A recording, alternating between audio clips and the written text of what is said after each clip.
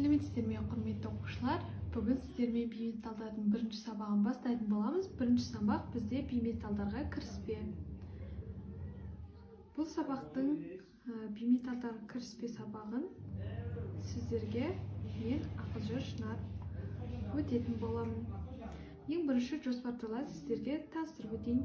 Бұл сабақта сіздер бейметалдардың периодтық жүйедегі орны туралы танысатын боласыздар. Бейметалдардың химиядағы орны, молекулалық құрылымы туралы білесіздер. Ең бірінші бейметалдардың периодтық жүйедегі орны туралы білім аласыздар. Жалпы білесіздер ме периодтық жүйеде қанша бейметал бар екенін? Жалпы негізі бейметал 22 бейметал бар периодтық жүйеде.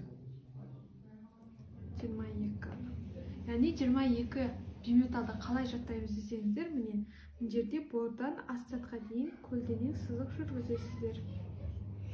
Осы жерде оң жақ бөлігінде, сызықтың оң жақ бөлігінде жатқан негізгі топшадағы элементтер, олар бейметал қатарына жатады.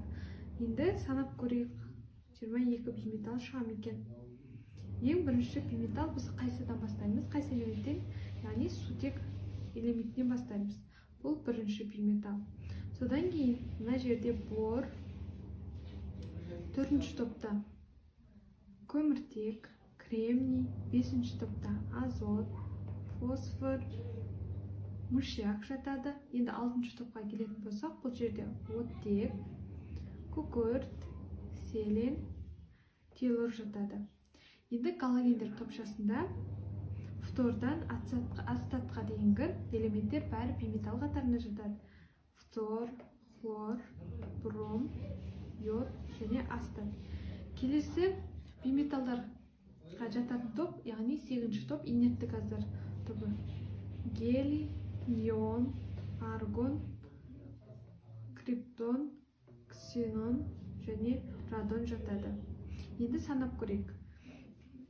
3-ші топта 1, 4-ші топта 2, 5-ші топта 3, 6 бейметал. Енді 6-ші топта 4, 10 бейметал болды. Жерде сутекті қосқанда 11 және біздің 7-ші топта бұл жерде 5 элементті қосамыз, 16. Сонымен қатар бұл жерде 6 инертті газдар бар. Сонымен 22 бейметалымыз шығады.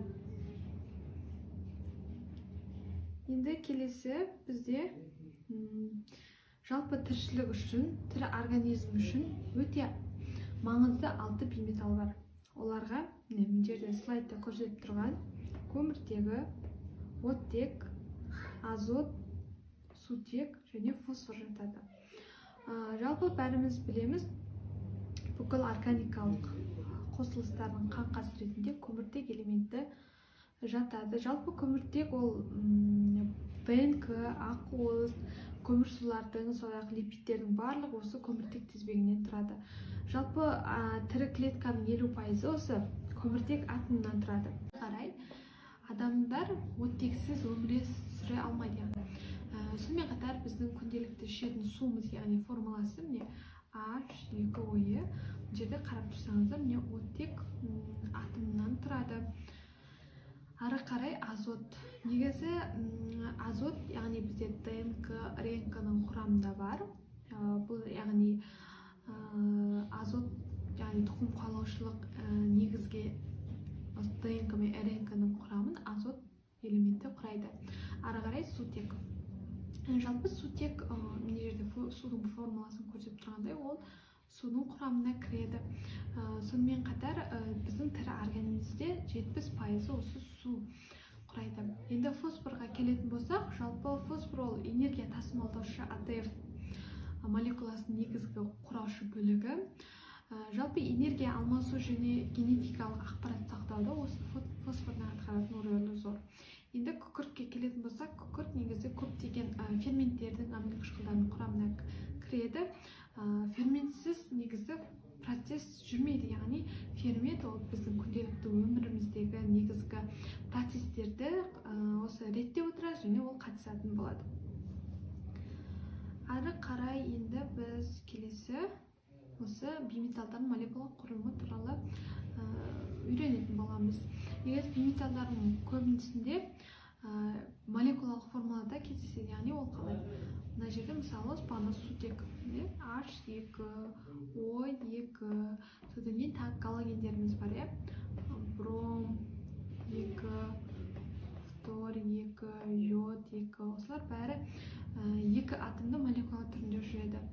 Ары қарай енді тағы бір ерекшеліктер бар, яғни олар аллотропиялық түрлері. Жалпы бізде көміртектің алмаз, графит, флерий деген аллотропиялық түрлері бар. Сонымен қатар фосфордың ақ, қызыл, қара түсті аллотропиясы бар, күкірттің S8 сақиналы және аморфты күкірт осындай аллотропиясы бар. Бұлар олардың химиялық қасиеттерінің өзгеруіне әсер етеді. Яғни біз білеміз, ең қатты зат ол алмаз, ол оның негізгі қасиетіне байланысты осы қаттылығы, яғни қатты болып келеді.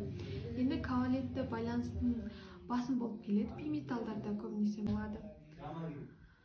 Бүгінгі сабақтарыңыз бойынша сұрақтар болса комментарийге жазыңыздар.